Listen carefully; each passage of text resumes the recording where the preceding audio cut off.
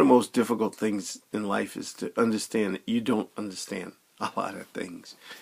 Knowing that you don't know things is one of the most important lessons in life. There's so many things in the world I do not understand, and I will never understand. And I will never understand certain things. There are things in this world that are known, but I won't know them. There are things which are understood, but I won't understand it. Some of it because I just don't want to take the time and energy to understand it. I'll never fully understand physics the way a physicist understands it.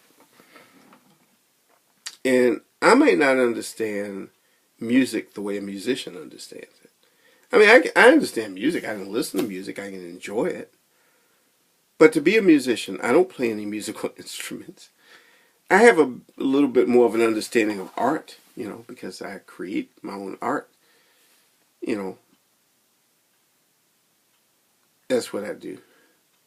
That's really a nice one. It's kind of like a pepper. That's what I was actually trying to make. The thing is that you create something. I like this camera because it's very good. You can see how good things are. But I know what it's like to create art. I have a pretty good idea what that's like. I have experience doing it. And I actually have written poems. A lot of, pretty terrible poems, but I've had that experience.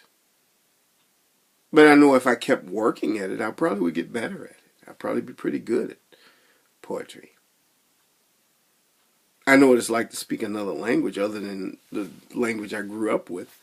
I learned how to speak Spanish, and I learned how to speak a little bit of French. And I learned how to speak a little bit of Japanese, and even a little bit of Chinese. But, I even tried to learn a little bit of Portuguese, although I'm not very good at that. I can't even claim to be. I don't even remember 2 or 3 words in it. But the thing is that in order to know something, you have to have experience. And there's one thing I don't have experience in, and that is being anybody other than me. Think about this. All of us can say that. All of us can. I don't know what it's like to be anybody else. I don't know what it's like to be any other living thing in this world. I don't know what it's like to be Missy. I don't know where she is. She's probably sleeping somewhere. Usually she's all over the place. But I don't know what it's like to be a dog or a cat or a mouse or an earthworm or a mosquito. Knowledge has to be based on experience. Now think about how limited we are in what we know. And no matter how much we may read about things and study things, we still don't know what it's like to be someone else. We don't know what it's like to grow up in somebody else's culture. We know what it's like to grow up in our own. But to grow up in somebody else's, do you know what it's like to be black? If you're not black.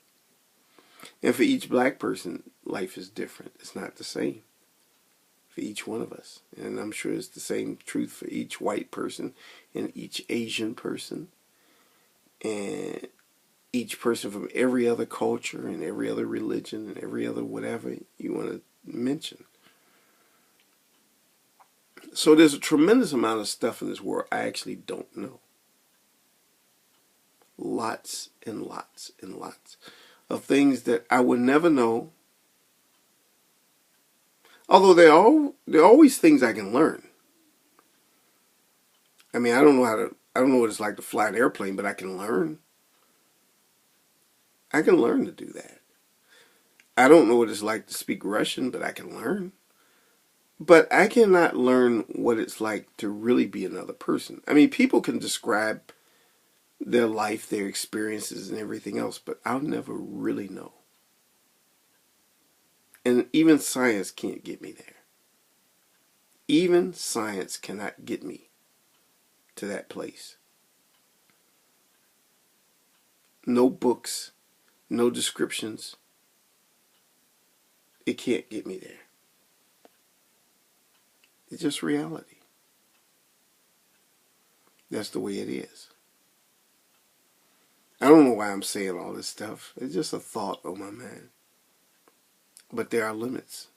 There are limits to what I know and what I can know. You know, I think about, it's always interesting to me when people describe things. You know, I had an uncle, and he died like about 30 some odd years ago. Way back in 81 he died.